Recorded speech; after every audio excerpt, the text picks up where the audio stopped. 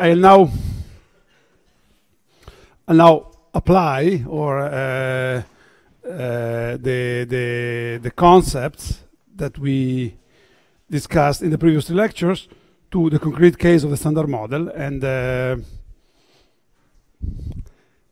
if you want, analyze its structure. Okay, analyze its structure. Look at the structure behind it, and maybe speculate for what there is beyond. But this is beyond this course. Anyway, this is going to be a structural discussion on the standard model. Okay, so how do I define the standard model? The standard model, I define it by its field content and its gauge symmetries. So gauge symmetries and field content, fields, given spin, and with given quantum numbers under these gauge symmetries. And once that is done, according to the effective field theory approach, I'm entitled to write the most general Lagrangian satisfying locality and gauge invariance. Okay, and so there's going to be an infinite set of operators. This Lagrangian is infinite, and there's going to be an infinite set of irrelevant operators. So let's analyze what the consequences, what the phenomenological consequences of all these terms would be. And let's discuss it by starting from the so we organize the Lagrangian in terms of relevant, irrelevant, marginal. Let's start from the centerpiece, which is the operator of dimension 4. Okay. So this is the set of operator of dimension 4 in standard model. There are the kinetic terms. The part that would correspond to a conformal invariant free Lagrangian. The kinetic terms of all particles, neglecting their in particular neglecting the Higgs mass term, which will be discussed later. So just the massless kinetic terms, the gauge interactions, okay, the interaction between vectors and currents, fermions, Yukawa couplings, and the Higgs quartic. That's all there is. It's interesting that in this line there is pretty much each and every interaction we have seen. Because there's all that we have seen in collider experiments, okay? Basically, and I will specify in a second what is missing. But all the things that are here have been seen, okay? In fact, now even the last term, the quartic, which controls the Higgs mass, if you want, within the standard model has been observed. Now, whether what we observe is really the Higgs or not, that's another issue. But within the standard model, we have seen that as well. So we've seen a quantity that we can tie to that coupling lambda. We know what the coupling lambda is now in the standard model, because that's the statement we've measured it. Okay, so what else? Okay, so and in particular there is the whole the flavor structure, the Yukawa couplings for up and down quarks and charged leptons. In particular, the quark sector gives rise to all the incredibly well studied array of flavor physics data, and works very well to an amazing level of accuracy. There are a few glitches here and there, but it's very successful. So at the level of d equals 4, there is stuff we have seen, all stuff we have seen, and also quantitatively well accounted. It's interesting now to look at what you have when you go to the next step, when you start going to operators dimension 5, 6, and more. And the remarkable thing is that as soon as you go to that level, you get to things that either we have not seen, like proton decay, or anomalous flavor violation, which would be mediated by four Fermi interaction with the flavor structure, with the structure in flavor space that is not related to the flavor structure in the Yukawa couplings. You can have interactions where you have flavor transitions, where a certain fermion goes to another fermion with a different flavor, emitting either a gluon or a photon, like the disintegration of muon into photon gamma, and more stuff. And also you have a term of dimension phi, which in principle accounts for something that we have seen, but we have seen with a lot of effort after a long time, which is to say neutrino masses. So an effect which is very, very tiny belongs to this part. So as soon as you go to the level of irrelevant operators, you do see irrelevant things, in a sense, things that are irrelevant, not necessarily not important, that are very, very small. Okay, either so small that we haven't seen them, or very, very tiny. That's a very distinctive thing. In particular, you can also classify this sharp shift when going from the dimension 4 to the dimension bigger than 4 in terms of accidental symmetries. The Lagrangian at dimension 4, okay, the most general Lagrangian at dimension 4, corresponding to the operators that would remain in the limit where whatever structure you have in the theory, it's a very, very high scale. We don't know which scale, but if it is virtually very high scale, you have just this. And this Lagrangian has a set of accidental symmetries, very much like QED has parity, and we know that parity in the standard model and the full theory here is not a symmetry. This theory, this Lagrangian in the face of all that you can write in the standard model has accidental symmetries. And these are accidental symmetries that are quite important to describe what we see. In particular, it has a symmetry corresponding to the 3 individual lepton numbers, E, mu, and tau, saying that at this level, you cannot break lepton number. There's no way. Individual lepton numbers are unbroken at this level, which is what we see, right? We have never seen a muon converting into an electron by scattering to a nucleus or just by decay. And another symmetry is baryon number, okay? And baryon number, we know it's very important. Otherwise, we would not be here talking. Okay. Of course, this symmetry, and here Valeri is a world expert of that. Their subgroup of the symmetry is B plus L is broken by non-perturbative effects in standard model, but given the weakness of the weak interactions and given the structure of the interaction, this does not have an impact on proton decay in any relevant way. It's relevant in early universe, in other situations, but at this. Anyway, it's a calculable effect, but it is absolutely tiny. So, neglecting very small non-perturbative effects, this Lagrangian has an accidental symmetry, as a set of accidental symmetries that are very important in accounting for what we see in the world around us. Okay, and as soon as you go to the whole set of other operators, the symmetries are generically gone. You may impose them. You may say, no, I do want it. I just declare that the higher order terms do have this symmetry, in particular, for instance, baryon number. I mean, it seems that that way we're giving up something. Okay, I think it's nice to have these symmetries automatically, just as an accident, just as a structural, unavoidable consequence of the field content and of the quantum numbers. And you will see in a moment that as soon as you change a little bit the standard model, this automatic structural implication goes away. Okay, in particular, for instance, when you go to supersymmetry. So the standard model is actually special as regards baryon and lepton numbers, and also as regards flavor. Okay, the very fact that flavor in the standard model is it's only broken by the very sources of masses.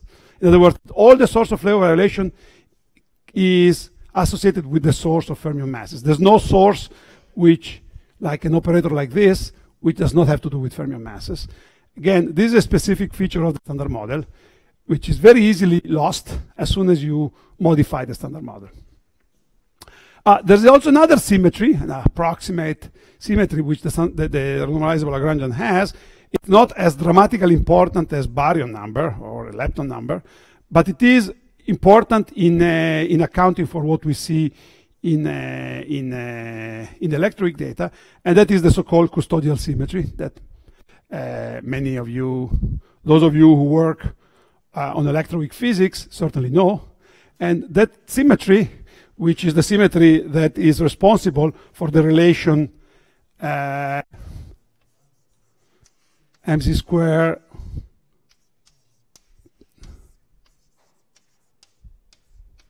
one, okay? In other words, for the fact that the ratio, this ratio is approximately 1 up to higher order effects that come from loop, okay?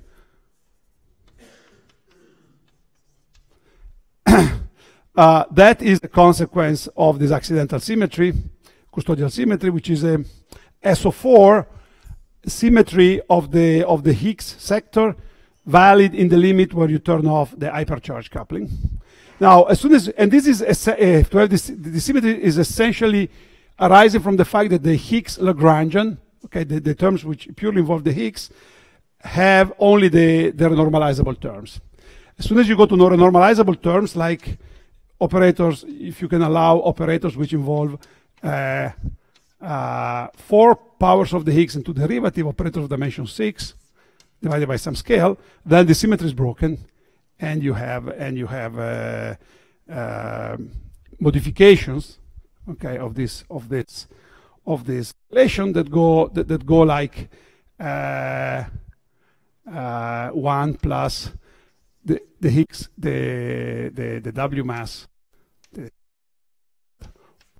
square, okay, and okay, very fact that this relation works well at the level of per mil puts already some not dramatic constraint on this scale. Okay, so there are lots of there's a lot to say about how special this is vis-a-vis what we see in the data and what would happen if we turned on everything else.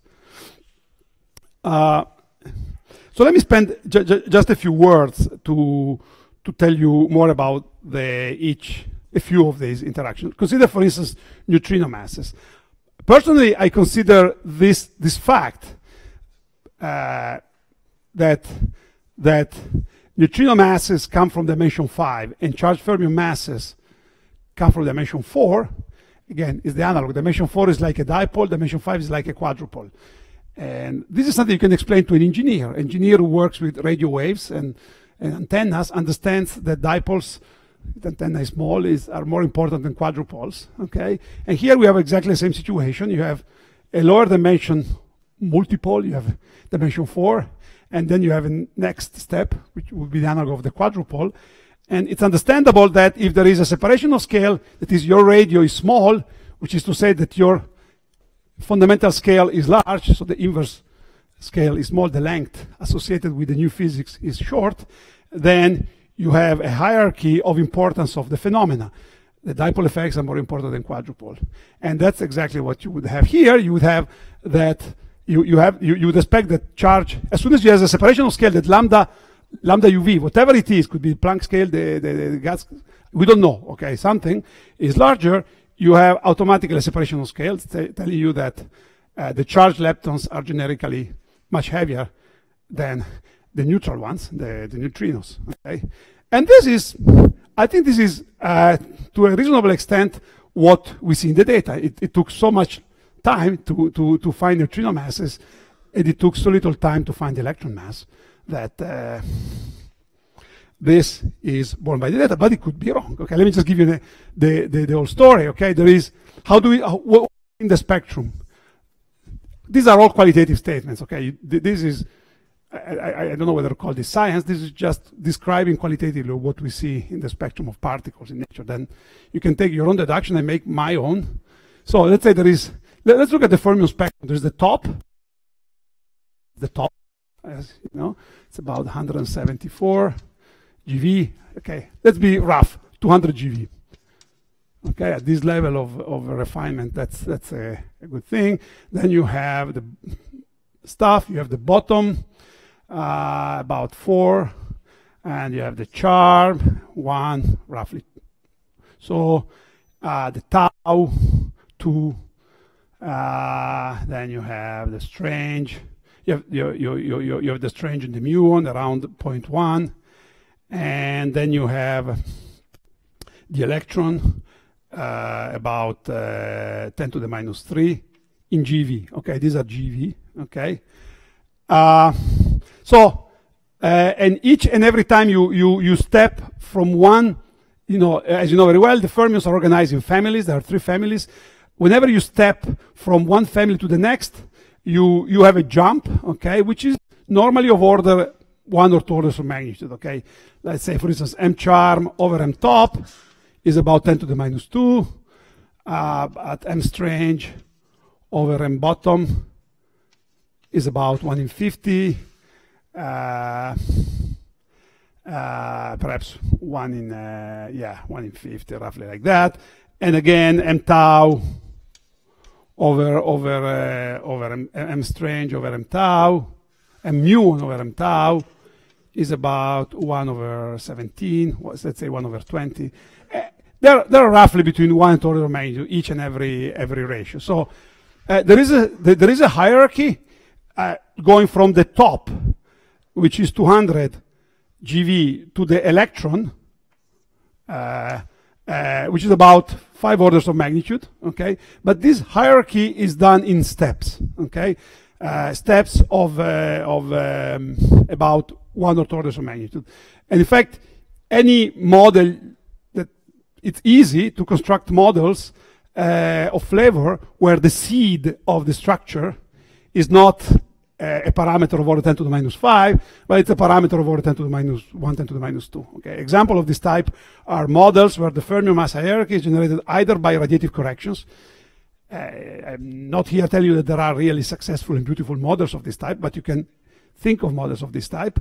Models where the hierarchy comes from overlaps of wave functions in extra dimensions, and models like these are easier to build because you have much more freedom and you can do it.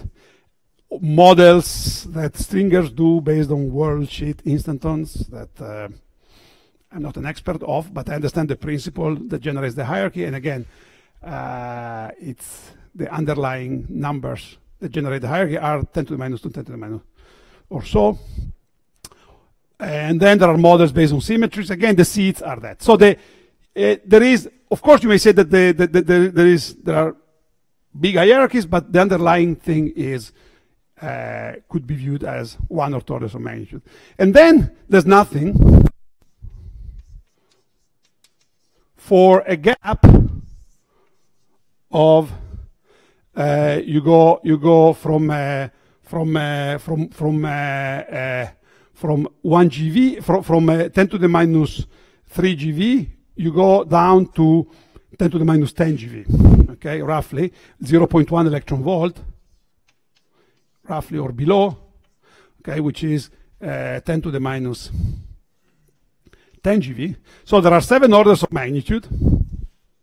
There is a desert of 7 orders of magnitudes, and then you have neutrino masses, as far as we can tell. Okay, we know the ratios, we know the differences, we know the total sum cannot be bigger than electron volt, but I think most likely the size of the neutrino masses corresponds, it's of the order of their differences.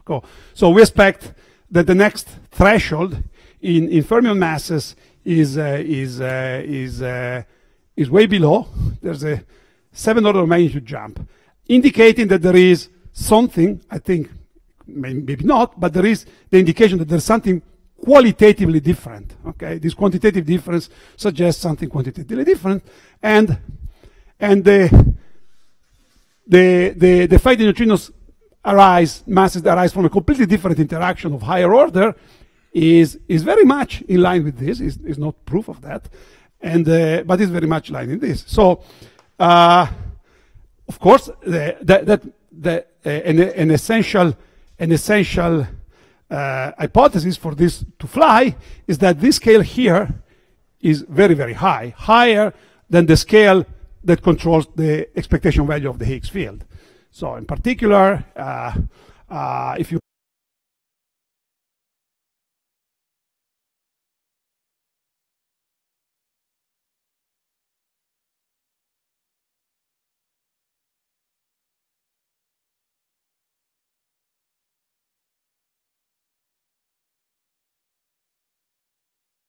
And if this coefficient,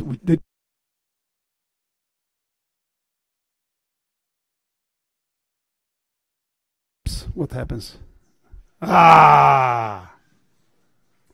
You took away all the drama.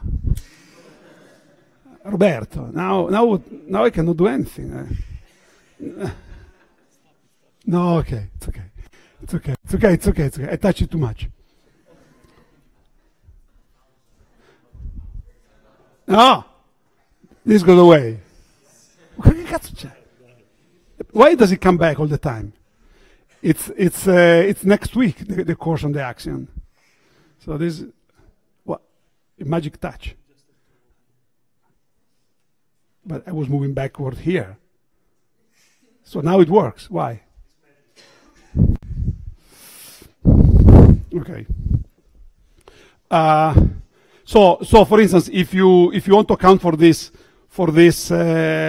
if you take coefficient Bij order 1, then the neutrino masses are of order V Fermi square over lambda, okay, UV, and if you choose lambda UV in the range of 10 to the 14 GV, okay, you account for the value we see. Of course, if you have some reason to believe that Bij are smaller, then the scale will be consistently smaller. Will be 10 to the 14 GV times Bij. Okay, it will be accordingly small. But to make it much smaller than this high scale, you will need to take the Bij to be way less than 1, okay, which maybe that can be done, but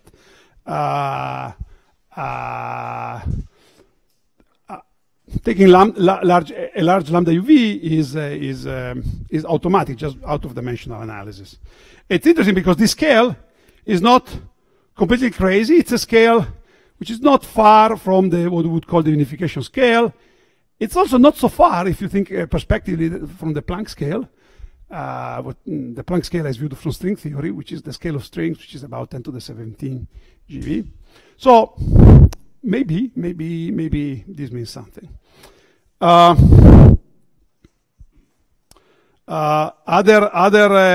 operators have. So just to give you a feeling, okay, of what we say about these scales, okay. So if you take for instance delta rho, this parameter here is known rho. The violations of custodial symmetry associated with this operator h dagger h squared over lambda square.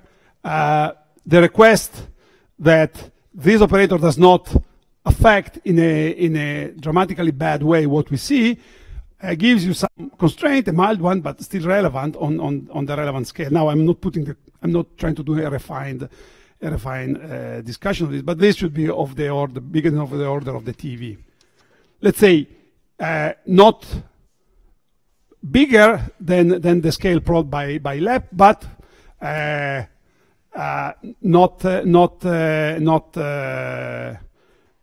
not much bigger than the scale that we may probe at the LHC. Although in the case of this delta rho, there is more that you can say, but let me say the simplest thing, just by looking at the size of the effect. Okay, you don't need this to be less than 10 to the minus 3. If lambda is bigger than order 1 or 2, 3 TV, you're fine. Okay. On the other hand, for other effects, like effects mediated by four Fermi interactions, like the one that you see there,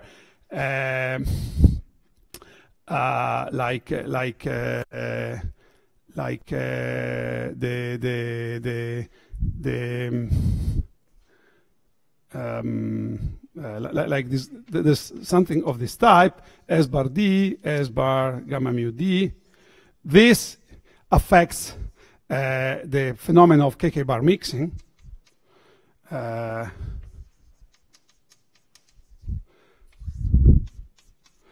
And if if the coefficient here is complex, okay, let's say im A is different than 1, is different than 0, sorry.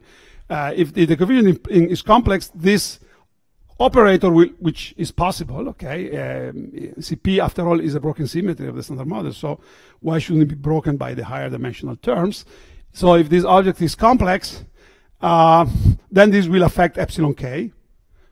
Okay, this will affect the epsilon k parameter of KK, the CP violating parameter in KK bar mixing. And this is an amazingly well measured quantity and very small and small compatibly with that in the standard model, compatible with what we see in the standard model. And in order for this operator not to change what we see, you need to have the scale lambda to be bigger than, let's say, 10 to the 7, 10 to the 8 GV, which is quite dramatic, okay? So the physics of flavor suggests that any additional structure, of course, it depends on the size of this coefficient. If you have a theory where you have reasons to believe that this coefficient is very, very suppressed, then things are not as dramatic. But if it is not the case, then this is the so in a sense, from low energy measurement, we under some hypothesis, okay, we can rule out the presence of any new structure up to this scale. Okay. Now, of course, the assumption is that this guy is of order 1. What if it is smaller? And in our experience of model building, it is possible to make it smaller just by assuming there is some accidental symmetry coming from some higher scale, we don't know where, and perhaps also related to the fact that there is a non-trivial structure in the fermion masses. Here there is some structure, so why not a structure there as well? So again, you can play with it, and let me tell you the final story. The final story is that you can play with it, but you really have to play hard to be allowed for this scale to be very low. Okay, so for instance, it's very difficult to construct scenarios, to envisage scenarios where the scale here is less than 20 TV. Okay, making it less than 20 or 30 TV, it's not easy. And 20 and 30 TV is already pretty big compared to the scales that we probe in experiments. So again, there is an indication that the next layer, under broad assumptions in the standard model, is way above the weak scale. So that the physics you see at the weak scale is the low energy, the low energy vestige of a structure, of a richer structure, but which has to be at a higher scale. And similarly for the other interactions. And then, of course, there's proton decay. There are the B violation. There are operators with 4 fermions involving 4 quarks and 1 lepton. Okay, I'm not here detail. I don't want to detail the structure. Otherwise, I'll confuse myself and then waste time.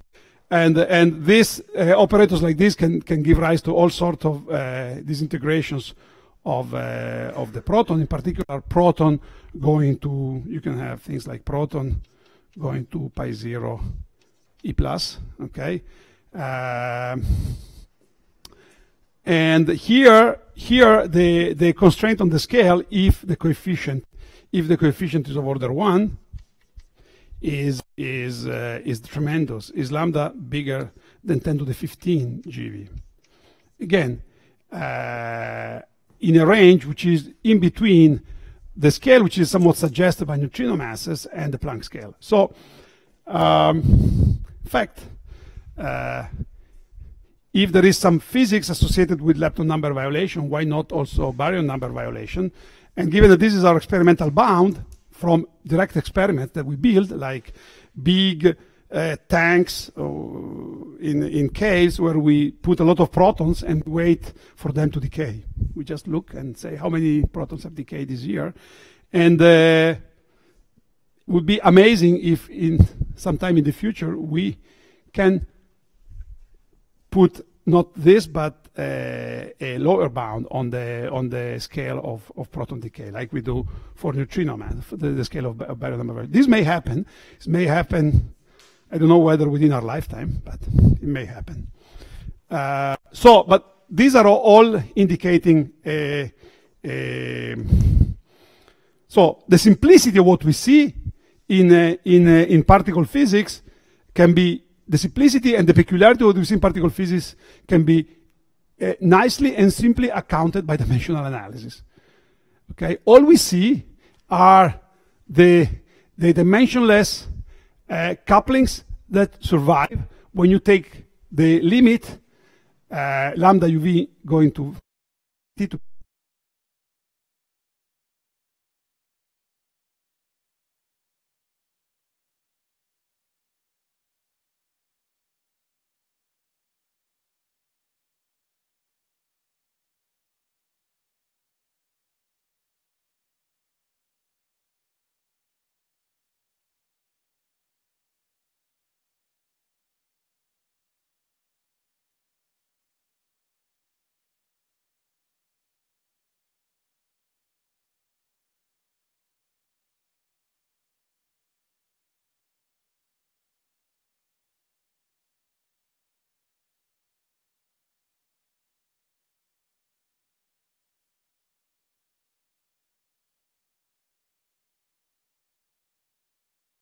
much bigger than order 1.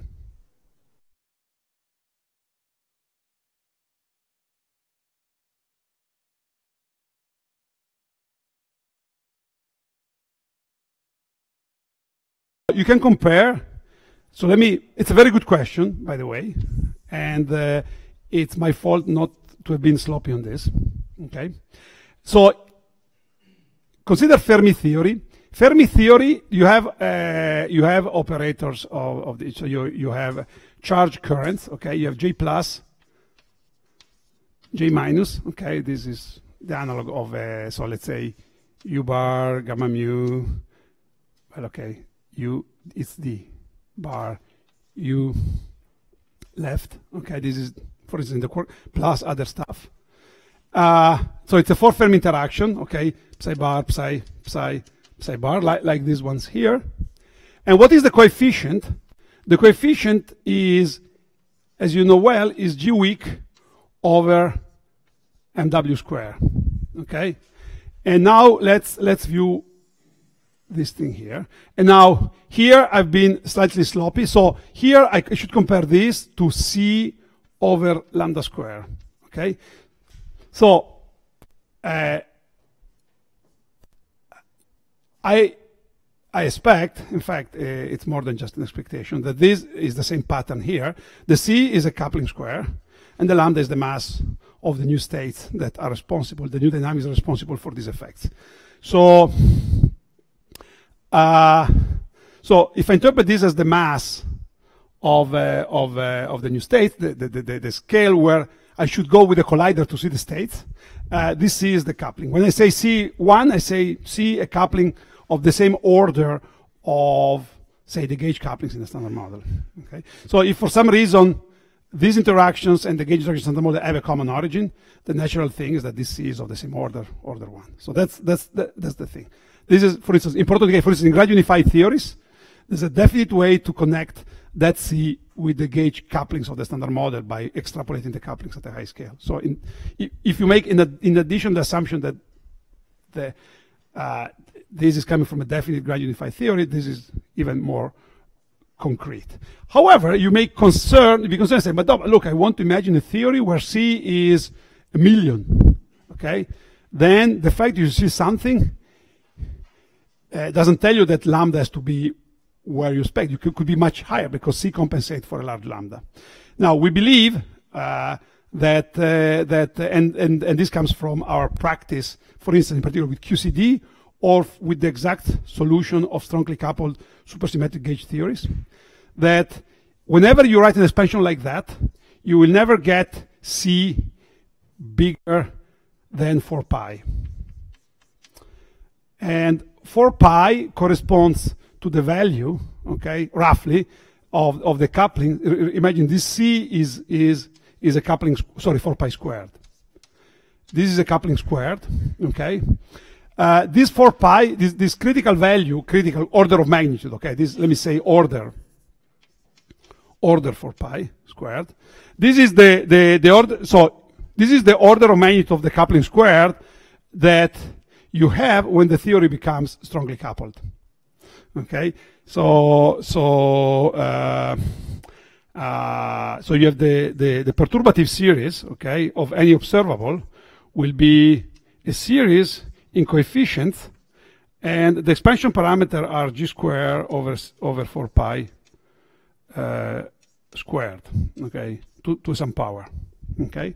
So the critical point where the perturbative series becomes uncontrolled corresponds to this 4 pi, okay, and we believe you cannot go beyond that, okay. In other words,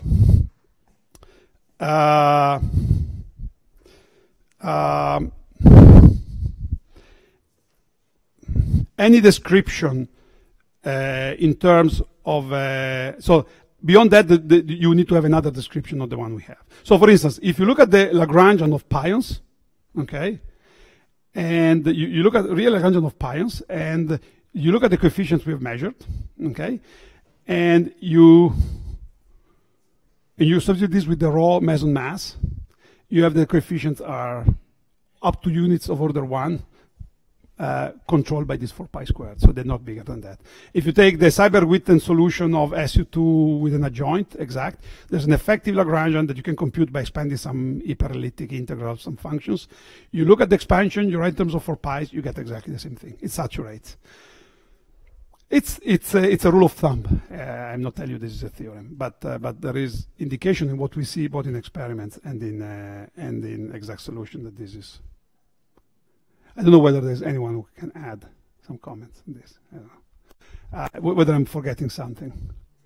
Another good thing to know is that what does this 4 pi correspond? Corresponds roughly to this. If a coupling of order 4 pi corresponds in units of the scattering phase, to the point where the scattering phase becomes of order pi.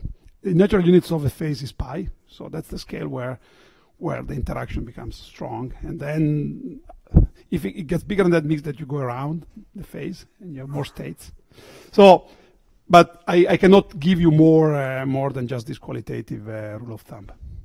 But on the other hand, if you have, there are examples of theories. We have example of theories where you take the coupling to be much, much bigger than 4 pi. And this is n equal 4 super Young Mills. And that's an example of what happens when you take this limit. And when you take the coupling of super Young Mills much, much bigger than 4 pi, you go in a regime where the description is given by the ADS. So you see there's something really dramatic that happens. So I think we have, if we stay within the domain of particle physics, I think this. Okay. Yeah. Okay. So I think we can say what I say below. The limit where the structure goes to very high scale nicely accounts for what we see. However, as you already know from all the glitches of my computer, there is more, and I've cheated a little bit. Okay, just a little bit, but for pure purpose of presentation and theater. There is other stuff that either we have not yet seen or that is problematic. The first thing is at the level of dimension 4, there is one thing. At the level of marginal operators, if you're at the level of a dimensionless coupling, there is one thing that we have not seen, and that's theta QCD, the QCD vacuum angle. This is a parameter that breaks CP. It's hard by the way CP is broken in the it amounts to the phase, if you want. By one definition, you can say that this is the phase of the determinant of the fermion mass matrix. Okay, and given that in this fermion mass matrix we don't see any significant way that CP is intrinsically conserved, we would expect this theta to be order 1. In fact, we think in any extension of the standard model, you see very easily that it becomes of order 1. So if you have supersymmetric theory, you have gauge genome masses, you can compute them, they have a phase, integrate it out, they give you some theta. So it's very generic to expect a theta of order 1. On the other hand, experimentally, theta has no dramatic consequences for our macroscopic world, okay? But it has some important consequence for detailed measurement of nuclear physics. In particular, it generates an electric dipole moment for the neutron.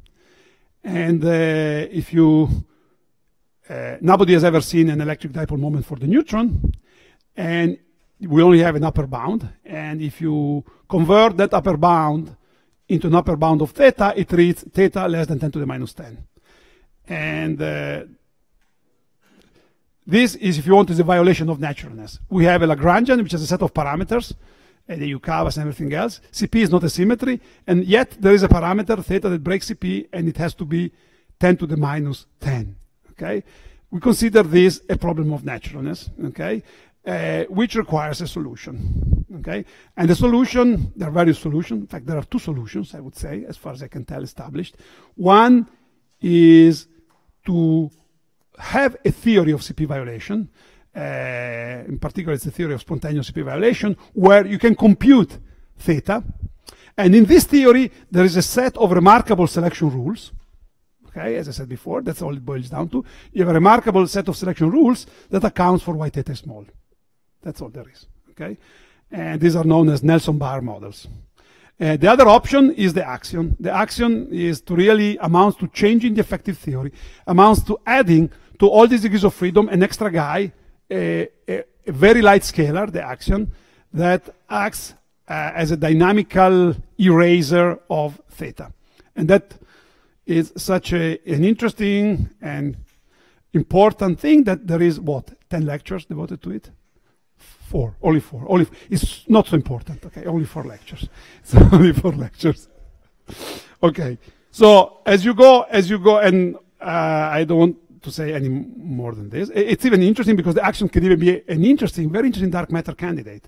So you have a solution of a problem of tuning, and you have a solution of a problem of phenomenology. This Lagrangian, I don't need to say it, okay, you know it very well, does not account for dark matter. Oh, no. And then there is operators that are relevant, and there are 2. One is the Higgs mass parameter. Now, according to the structure and the selection rules of this theory, so here we expect so it's a dimension 2 operator, so the coefficient expectedly scales by dimensional analysis, which is the selection rule of dilatations, like our fundamental scale, which is lambda UV, times whatever coefficient is enforced on us by other symmetries, okay, other selection rules. And there's not much, okay, because the only symmetry we could imagine is a shift symmetry where the Higgs shifts like a Goldstone boson. But this symmetry is significantly broken by other things we have observed, in particular by the Yukawa coupling of the top, which is the most important one. And so the most that we can hope for this coefficient is that it be controlled by the same parameter that breaks the shift symmetry of the Higgs, which is the top Yukawa, and it's to say C of order, so C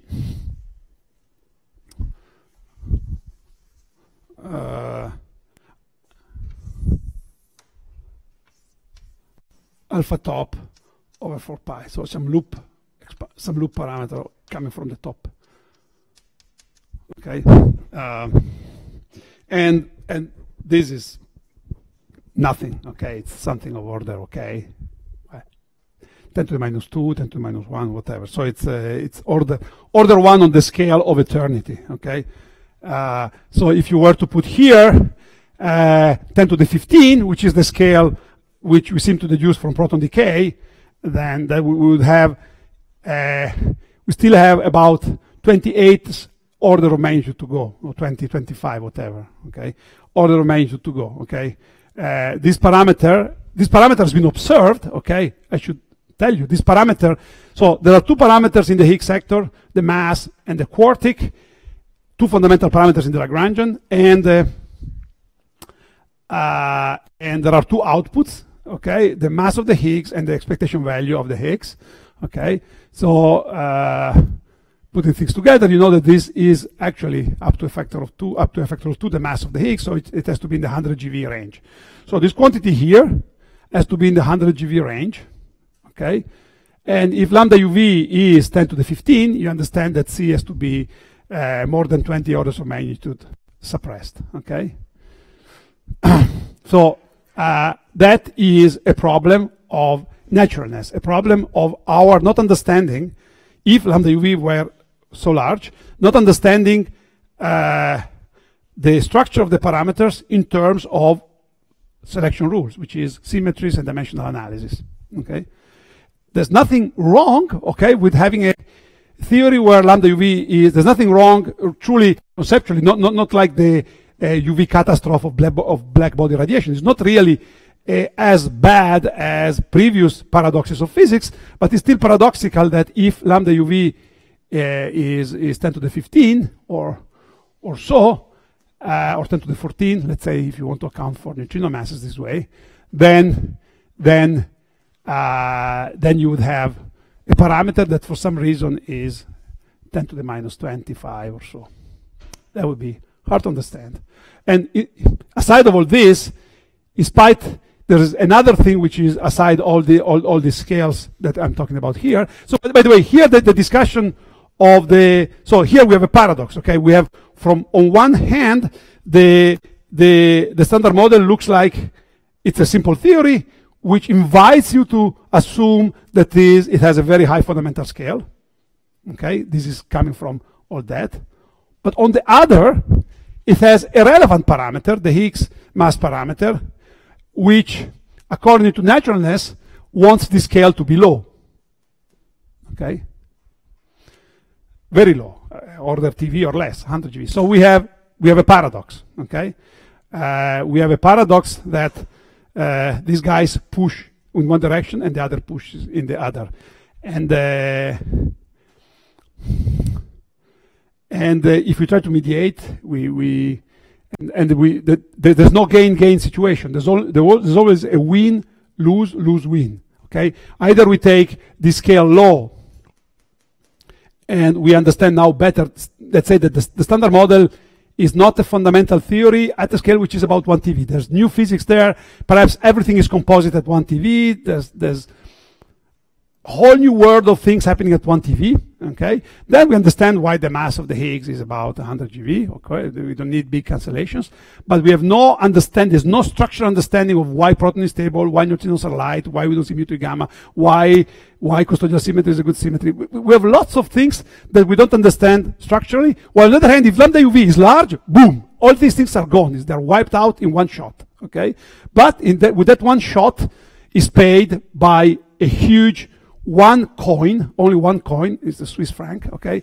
So one coin, and but it's made of very heavy gold, okay? And there is another thing, okay, which I don't know who's going to talk about it, probably Valeri. No, Valeri doesn't want to talk about it, okay? We can talk about it in discussion session, perhaps. There's a huge problem having to do with an even more relevant operator, and that's the cosmological constant.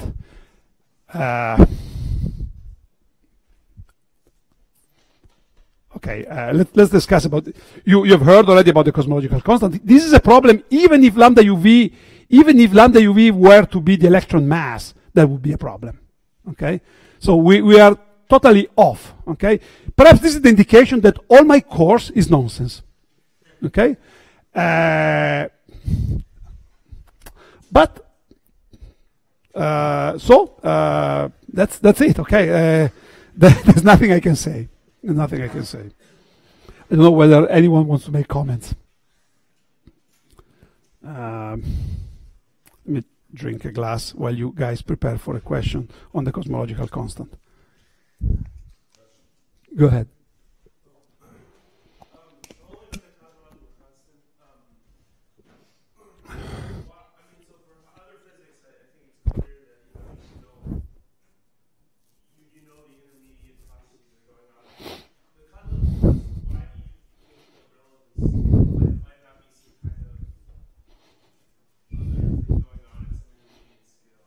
Intermediate where?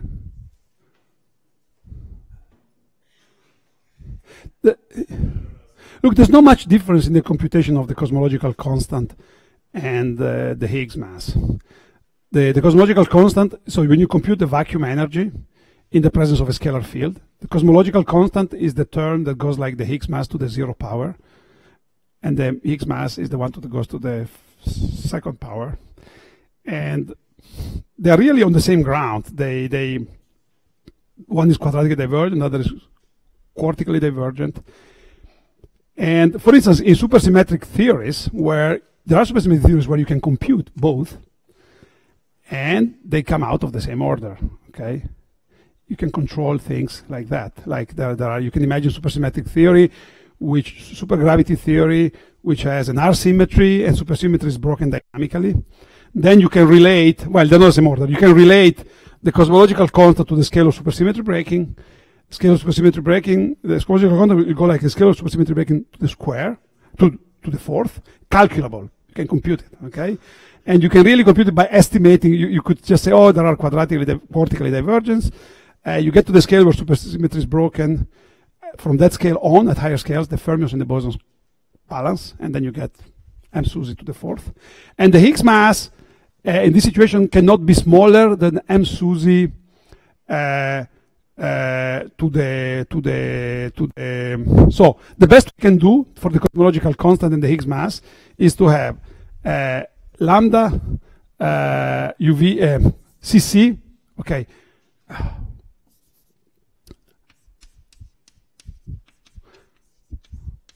okay, m SUSY to the fourth, and mh square equal m SUSY to the fourth over m Planck square. That's the best we can do, okay?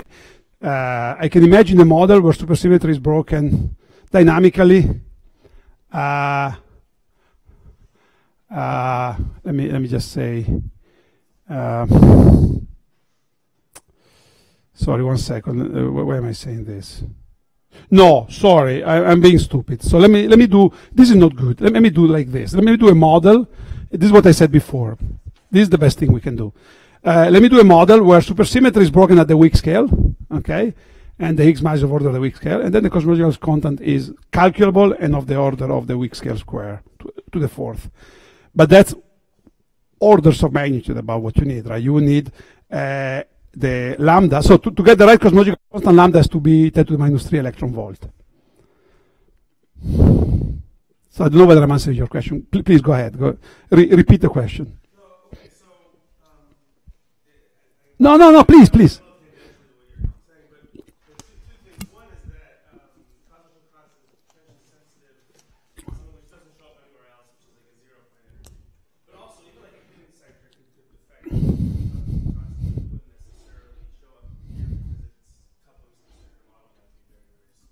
Sorry, the cosmological constant is the coupling to gravity, and the hidden sector cannot be hidden to gravity. So it could be worse than this. Yeah, you're right. There could be other stuff. If there's a hidden sector with the scale in Planck, then the cosmological constant is in Planck to the fourth. Then there's a contribution from, you expect to have, but just by dimensional analysis, a contribution that goes like intermediate scale to the fourth. Maybe, so then it's worse. There's even more.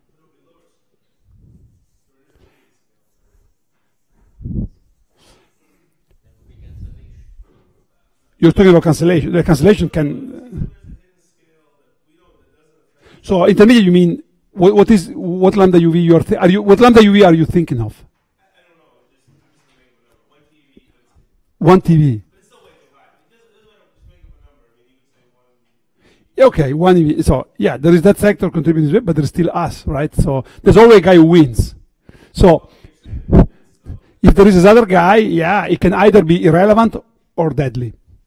So, or it can be comparable, and then there's a cancellation, which is the crappiest of the three. No, I mean, I don't see. No, it's a fair question, but I don't know whether I answered. Please.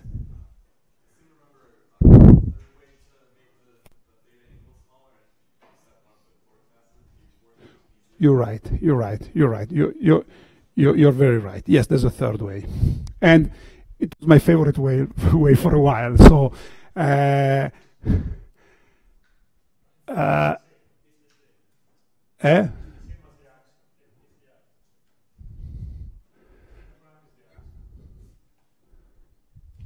They're saying something I don't know. Sorry, 1 second. What?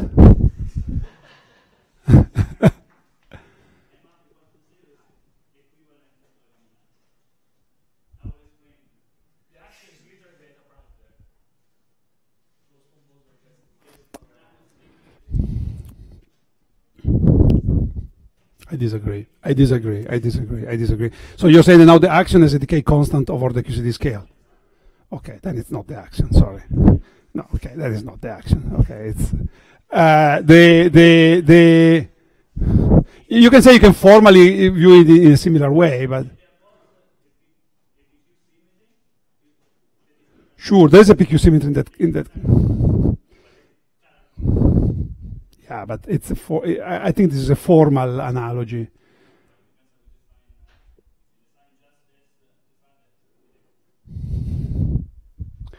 You're not adding any degree of freedom to QCD.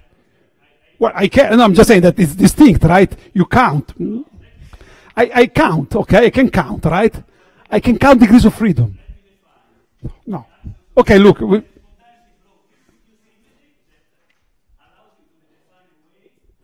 No, I understand that. In terms of symmetry, I agree. In terms of numbers of degree of freedom, it's not, right? So, yeah, okay. And yes, and you can think of ways of doing that, which has nothing to do with the action, which is a lot more similar to the Nelson bar mechanism, selection rules. You can have theories of flavor, in particular in supersymmetry, where because there's a paper by Steiberg, Neer, and Banks. If you go and see it in the 90s, where you can achieve models where MAP is 0, just as a result of selection rules and holomorphy of the superpotential. Okay, it's nothing deep. Okay,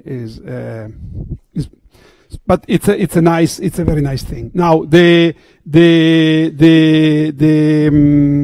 can I say? Is there anything I must say?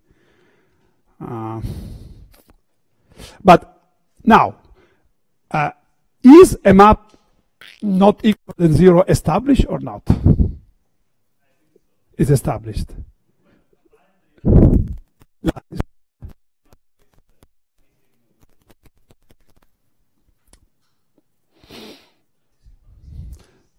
And will you talk about the Kaplan-Manohar ambiguity? You will. Okay, that's okay. Then I'm not saying anything. Okay, then you will hear something. It's very interesting. It's a very interesting story. Okay. Okay. Now.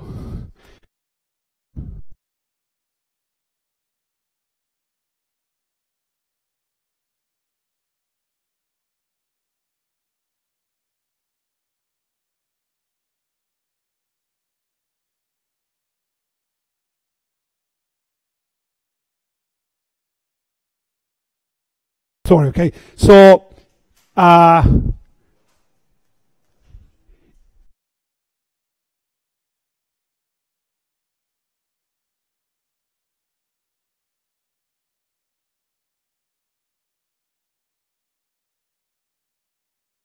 mention 4 couplings. The marginal couplings stay basically the same because they run very slowly. As you remember, in the flow, these are relevant ones. They go to 0 fast when you run towards the infrared. So if there is a big separation of scales, they become quickly irrelevant, and that's why we don't see them.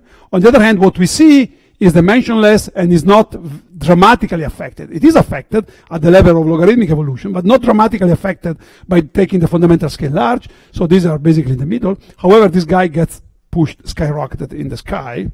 Okay, and this is just the result of dimensional analysis. Okay.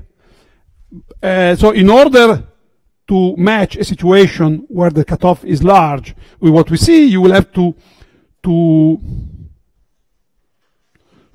break the seesaw, okay, and this lack the fact it is broken. Sorry, I want to break it. Amounts to the fact that you're violating selection rules. Okay. On the other hand, you can have the situation where everything is the same. Something like this is realized, for instance, in large extra dimension to some extent. Okay, you have only fundamental scale is the TV scale, and then you really have to work hard to understand the hierarchy of what we see. Okay, here you solve the hierarchy problem for the Higgs mass, but you don't understand the hierarchy of phenomena that you have between Yukawas and gauge couplings and anomalous Fermi violation, proton decay, neutrino masses, everything else. Okay, it's difficult to understand it. Okay, so these are the two facets of the hierarchy problem, which is more like a hierarchy paradox. There's no win-win situation. And let me say more. I talked about large extra dimensions, okay, although that's not the main goal of my discussion here, but it should be said, and I will explain it in a moment, that in both scenarios that solve the problem of the Higgs mass, namely that modify the structure standard model in such a way that the Higgs mass problem is eliminated. And these are supersymmetry and compositeness. In supersymmetry, you change. Okay, and you say if you want to solve this problem, you have to change the structure standard model at the weak scale. Okay, that's the statement. Okay, otherwise, if lambda UV is bigger than the weak scale, then you haven't done anything. So you have to modify the structure standard model at weak scale. So at that point, you must be ready for surprises as far as the structure goes, because I told you before, that this depends very much on the field content and the gauge quantum number of the standard model fields. And I will explain this better in a second. And so in the modified theory, so at the weak scale, something new happens. There are new degrees of freedom. So for instance, there are all the super partners. You go to the supersymmetric regime. And with the new extended symmetry, supersymmetry, the Higgs mass parameter now acquires a symmetry, okay? Transforms under a symmetry, supersymmetry, and you can understand its smallness in terms of symmetries, okay? It's supersymmetry protecting the Higgs mass, and you may even explain the smallness by the fact that supersymmetry, as I said, is always broken by small non-perturbative effects, okay? So the presence of a symmetry that accounts for the smallness of a parameter according to the Toft criterion sets the stage for a dynamical explanation of that parameter. So that's why supersymmetry is interesting. However, supersymmetry has a lot of more stuff. It has a lot of more fields. And now you would have to reanalyze what I did before, dimension 4, dimension blah, blah, blah, and see whether it stays the same. And it doesn't. Okay? The Lagrange at dimension 4 and less than 4, so that is all the relevant and marginal operators, those that really remain when you send now the cutoff to infinity, or to be very large, is very, very different than standard model. All the good features of standard model are gone. Okay, so you gain for the Higgs, and you lose for everything else. Okay, that's supersymmetry. And of course, in order to eliminate the loss in the everything else, you have to work. You have to work, build models, have ideas. And this has kept us busy for 20, 30 years. Okay? 30 years we've been fighting like Sisyphus against this curse that the supersymmetric model solves the hierarchy problem, but damages everything else.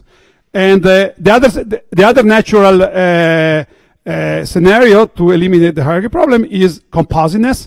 In compositeness, basically what happens, very roughly, is that the Higgs is a composite field, and in the fundamental theory, and above the weak scale, the Higgs does not have dimension 1. It has dimension bigger than 1. And so basically the mass operator does not have dimension 2. So it has dimension even bigger than 4. So there's no relevant operator anymore. So here the solution of the hierarchy problem is ideally more of the first type. The new theory above the weak scale does not have any strongly relevant operator.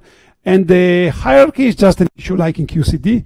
Okay, there's for instance, a parameter that runs very slowly, and So the evolution of parameters above the weak scale is very, very slow, and that explains the large separation of scales. But again, even in this case, you lose all the features, and then I will tell you in a moment. Let me give you an example, okay?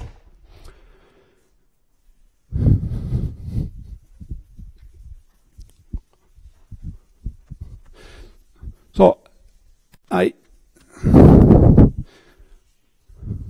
imagine that if you're interested, you can go and study supersymmetry, composites, whatever, in the due with the due sources. Okay.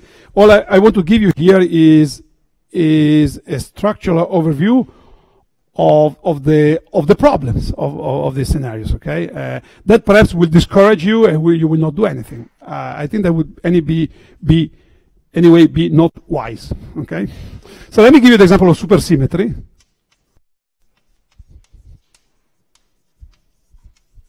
What changes in supersymmetry? In supersymmetry, the Higgs mass breaks a symmetry,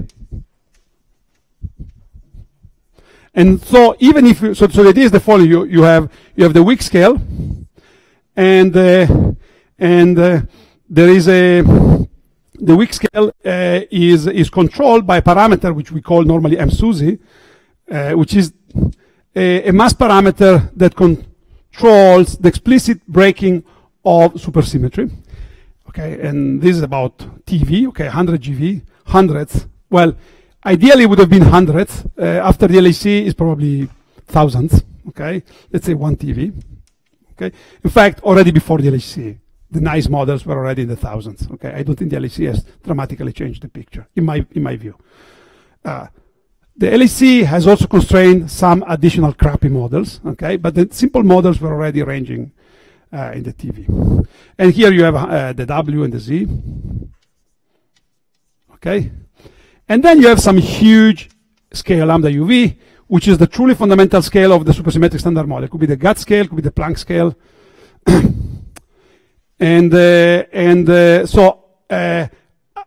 When you go above, okay, when you run backward the renormalization group, you arrive around the TeV. All these new supersymmetric particles will become visible. In the Lagrangian, you will implement them you will add them to the Lagrangian, so you will have a lot more terms that you have in the standard model. Okay, so as you know, for every fermion in the standard model, you have a scalar. Okay, you have a scalar partner. Okay. As fermion, okay? You have a fermion, okay? And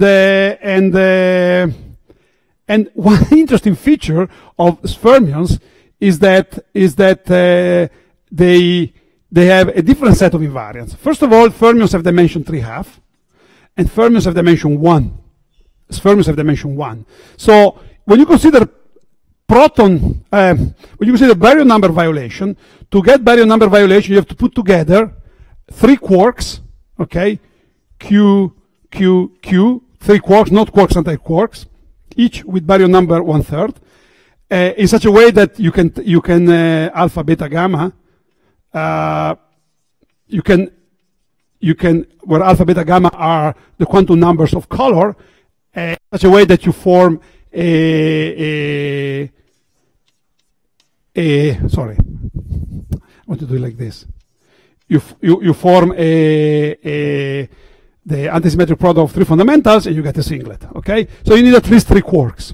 Okay, to have an operator that carries baryon number, and then there is electric charge, and then you have to add an electron, for instance. Okay, so you have this. So you have dimension 3/2, 3/2, 3/2, 3/2, 6.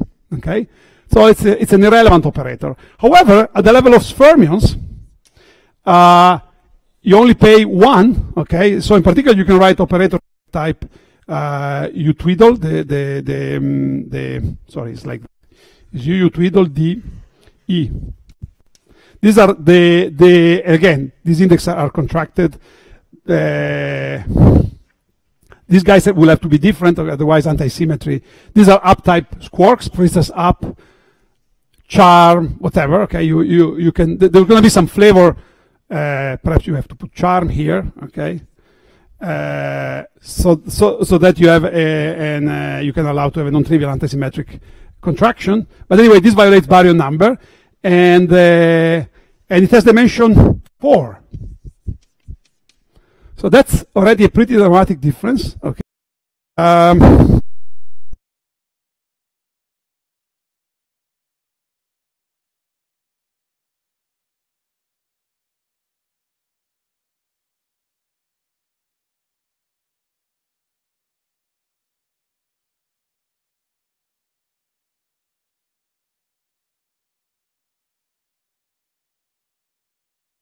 Fields, okay.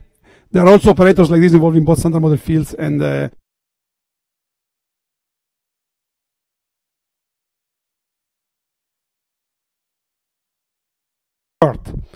into an operator by using loop at some loop order. It gives rise to this operator, okay. And you only pay the suppression of some loop factor, some flavor mixing, which are tiny things in the eye of eternity. Okay, proton decay is something which we have never seen. It has a huge constraint, and so normally if you add something like that, you're dead. Okay, proton decay is too fast. So you have to play around and saying that these terms are not there. Okay, and what you do, you introduce, that's done relatively easily. You introduce what is known as air parity. Okay, if you introduce air parity, which is an extra discrete symmetry that you assume. You just don't take it as an accidental symmetry. You just say there is air parity, and it's okay. It's mild because you just assume a very tiny symmetry, which perhaps you can also understand one way or another, and this eliminates this violation, the violation of baryon and lepton number. But that's already showing you that things are not as automatic as in the standard model.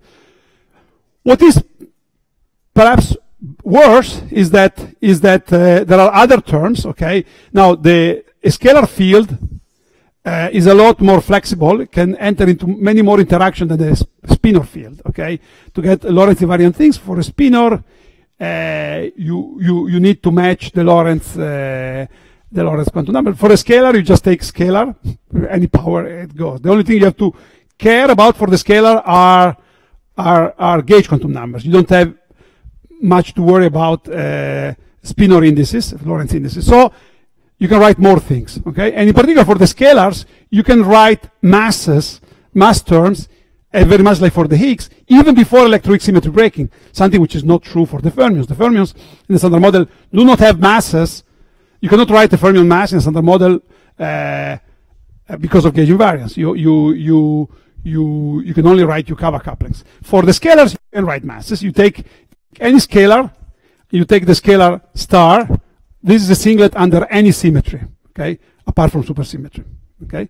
This is something which is not transformer under any symmetry, so you expect effects like this to be there.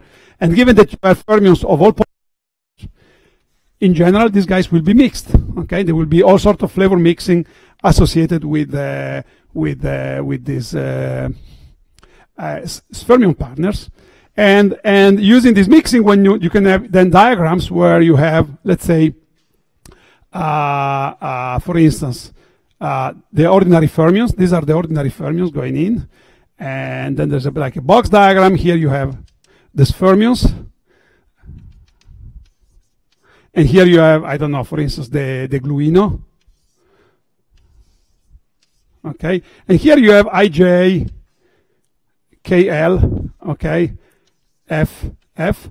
So you have FI, FJ, FK, FL.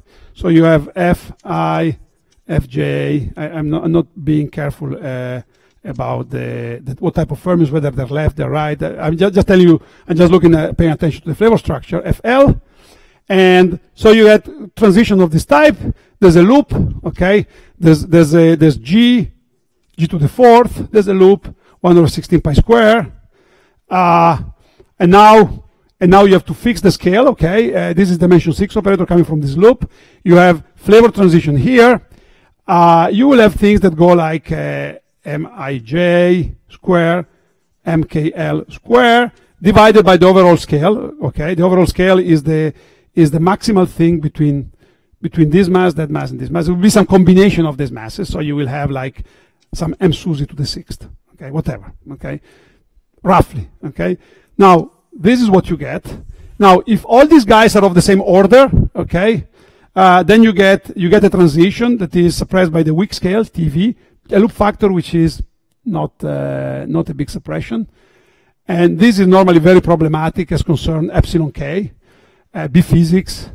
There are other diagrams, mu to E conversion. You can have diagrams like this where you have an electron, a muon, a quark, and another quark, and then you can have an electron that scatters on a nucleus and comes out, a muon that comes out as an electron. So you have all these phenomena for which we have strong constraints.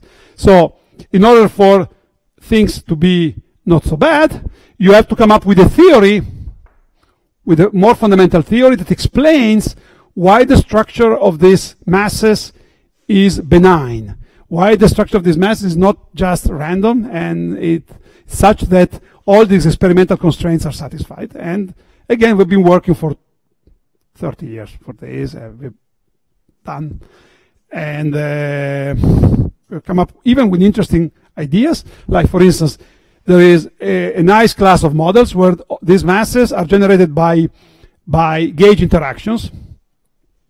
These are the so-called gauge-mediated models, and the fact that gauge interactions are totally flavor blind, they are the same for all fields, okay, for all fields with the same gauge quantum numbers, they come up proportional to the identity operator. So Mij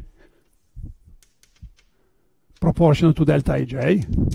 And delta Ij is an invariant, okay, in flavor space, okay? No matter how you look at it, you rotate, no matter in which basis you look at it, it will always only have diagonal elements. It's the sphere. You look at it in all ways, okay? It's always the same. And in particular, it does not have off-diagonal entries, so it doesn't violate flavor. So we have ideas, okay? But you need to make additional assumptions. You need additional, I don't want to call it, well, epicycles, but it's in the same class of, it's clever, it's clever, okay? And now you may wonder whether clever is plausible or not, but we need clever solutions. So, and this is certainly something that you don't have to do in the standard model. In the standard model, you have exactly all that you see, nothing less, nothing more, okay? The only problem is the Higgs mass. Here is precisely the other way around. You solve the Higgs mass problem, and you have these other problems. These other problems are all tractable. They are tractable, but they require some ingenuity, some, I don't know, you can call it epicycling if you want.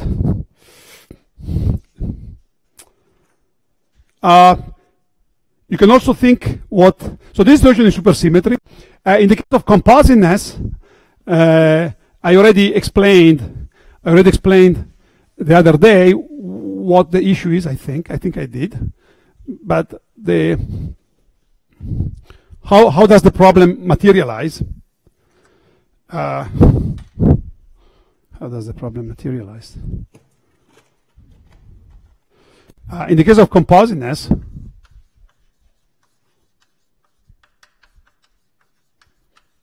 so for instance, in Technicolor,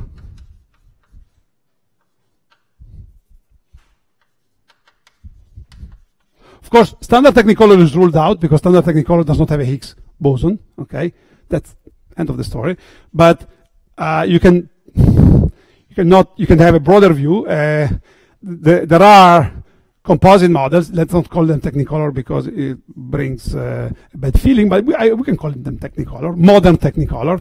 In fact, the simplest Technicolor model is in this class, although it's the oldest. But have among their degrees of freedom a light scalar. It's a pseudo-Goldstone boson that behaves like a Higgs boson to some level of accuracy. So when I say Technicolor, I would also have to think of these other scenarios. Okay, and in the most standard case, in the very standard case based on ordinary gauge theories, the Higgs field alpha is replaced, where alpha is the SU2 quantum numbers, are replaced by something like this, T prime, okay, where is the product of two fermions, two technic quarks, okay, one which lives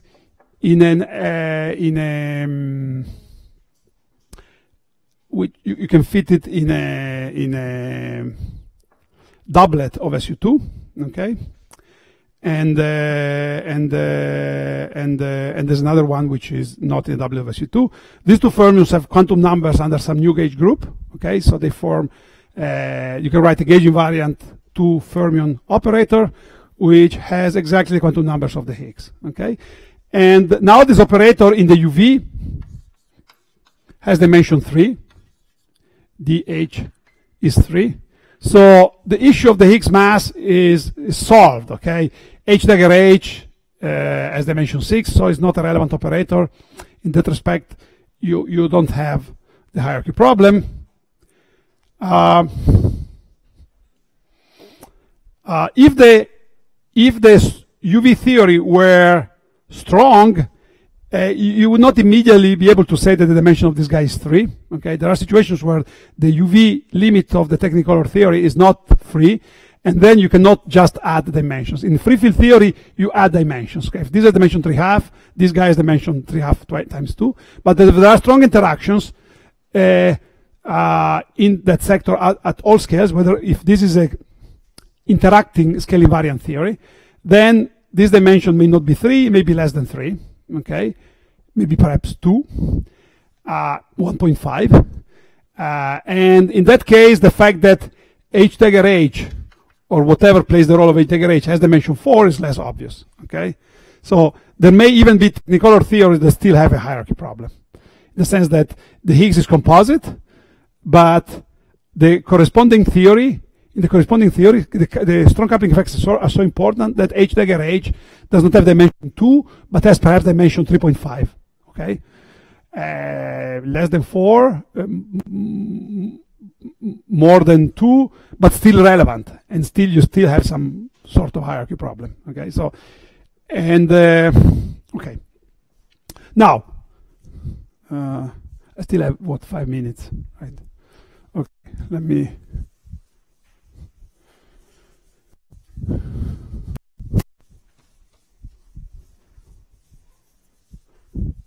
Okay, no, probably it's better if I quickly draw to conclusion. So in this situation, the Yukawa couplings of the standard model, which are just Yij, H, psi bar psi, these are the standard model couplings. Okay, let's say there's an alpha here. This is the SU2 index. Okay, this could be either quarks or leptons. Okay. Are replaced in Technicolor by interaction of the tab Yij, T bar, T prime alpha, psi bar I, psi j alpha, where I indicate the SU2 quantum numbers. Okay, here there could be. Here there's a Technicolor gauge group quantum numbers that I don't indicate. If these are quark, there's a color quantum number contracting here. This is Technicolor indices. Here there could be color indices.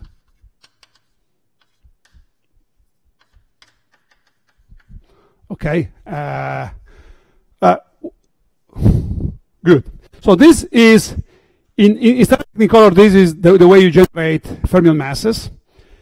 It's a dimension 4 operator involving 4 fermions. Is the analog, is the complete analog of the Fermi, the effective for Fermi operator Fermi theory. Okay, the effective for Fermi theory. Okay, and so this will be suppressed by some scale. Let me call it m square etc. Is normally called the mass. So you can view this as originated by integrating out. Something like this. So you have I indicate T with a thick line, and I indicate psi with a small line.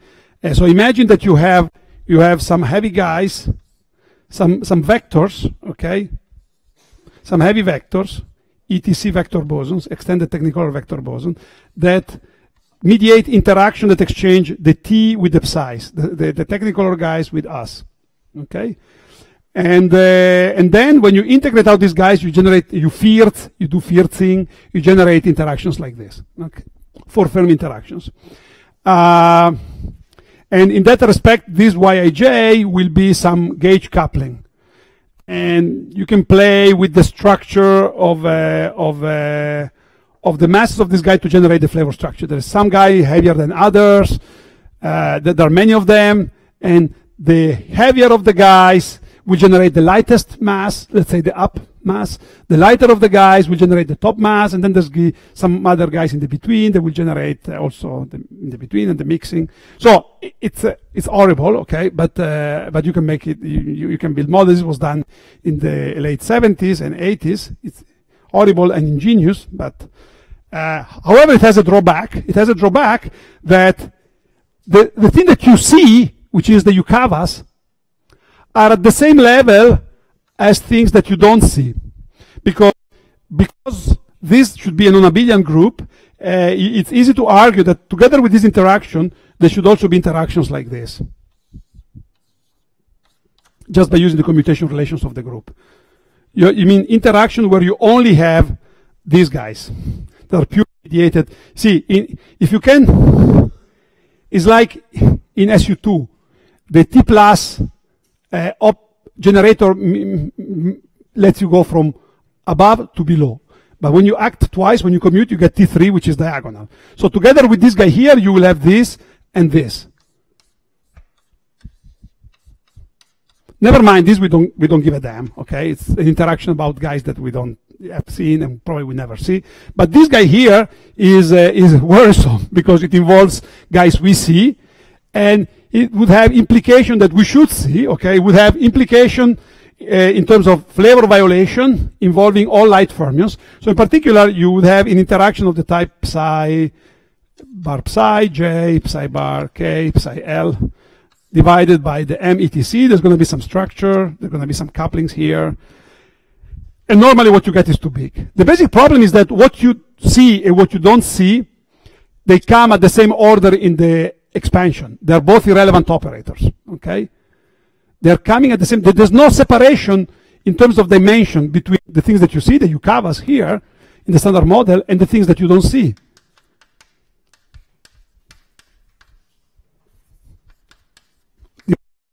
The UV scale. In Technicolor, what we see and what we don't see comes together. And then, to explain why we see that and don't see the other guy requires work, effort, sweat, and to the point that it seems implausible. Okay, so that's the biggest problem of Technicolor. And in recent years, there's been a work, okay, to try to differentiate, to try to improve things, and there have been two directions. In fact, the one direction already started in the 80s, although it took for a long time a very vague, wordy route, which I would call, which in my opinion, okay, that's my opinion, goes under the name of walking. The idea is beautiful, but the realization never came, and even if it came, it wouldn't have worked for a reason that, if you want, I can explain later in the discussion. But the idea is basically the following. Imagine now, in this theory, so did they look exactly the same? They look at, they are the same order, dimension 6. However, imagine that there is a set of interactions that are strong, such that all the thick legs are part of a strongly interacting conformal field theory. So there are strong effects that really dramatically change this naive free field theory, arguing that this is dimension 3. Okay, so imagine there are some really strong dynamics that changes the dimensionality of this guy. Ideally, it should be doing what? Ideally, it should change the dimensionality so much that the dimension of this guy here becomes equal to 1. If it becomes equal to 1, that's fantastic. It's like the standard model. This is dimension 1. It's a Yukawa coupling. It's marginal. You send the cutoff to infinity, but there's a very complicated scaling. This remains. This goes to the garbage. However, if this is dimension 1, I mean, there's no free lunch. Okay? I mean, if this is dimension 1, you expect to get back the hierarchy problem. Okay? In the sense that the square of this operator, although it's a complicated, non-perturbative problem, will necessarily be relevant. Now the question is whether there is a window, whether this is not 1, is perhaps 1.3, 1.4, 1.2, and there is a separation. Okay, this is also irrelevant, but not so as irrelevant as this one, and then you can start playing games. And one of the results of recent years where I was involved was, and then of course, and if this is 1.3, then perhaps the square of it does not have dimension 2.6, because at strong coupling things do not add up. Okay, if you want the dimension of operators that are the eigenvalues of the dilatation operator, they are very similar to the eigenvalues of the Hamiltonian in a certain situation. In fact, you can really, in the conformal theory, you can view really these eigenvalues like the energy of states in a, when you work in a different space on the cylinder. Okay, and you can really assimilate the dimension eigenvalues to energies, and then very much like with energies, when you take two particles and you put them together, the energy of the system is the sum of the masses, roughly, but if they interact, there's also some binding energy. So it's not exactly the mass, the sum, but there can be an effect associated with binding. So the mass of the hydrogen atom is not exactly the mass of the proton plus the mass of the electron. The mass of the proton plus the mass of the electron minus the binding, plus or minus the binding energy. At weak coupling, the binding energy is a small effect, but a strong coupling can be very important.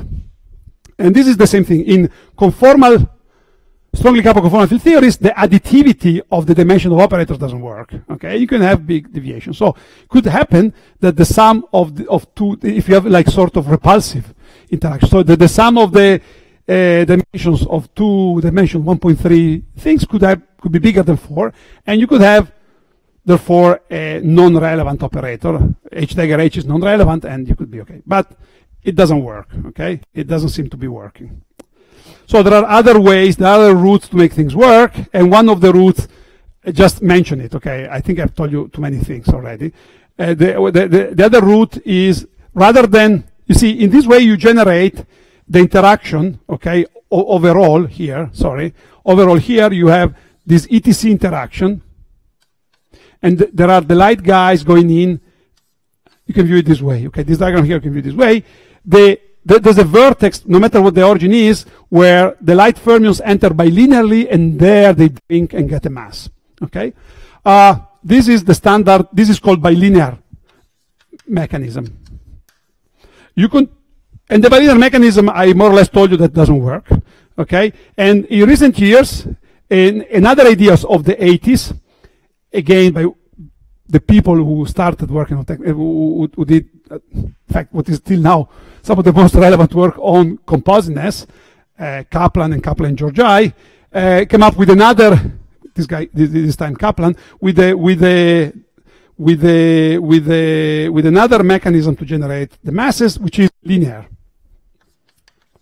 So in other words, you have the standard model fermions, and they mix to some bound state. This is some fermionic bound state of the technicolor dynamics. Okay, and this guy here, okay, let's say they mix this way. This guy here then will have some strong to the composite Higgs, and this generates fermion masses. So you have an index I here, an index J here.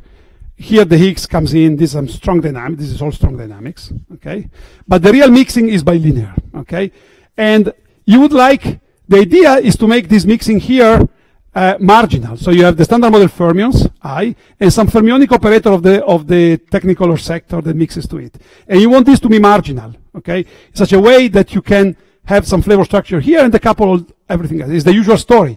You like marginal operators, because they allow you to get something at low energies, decoupling things that are at high energy.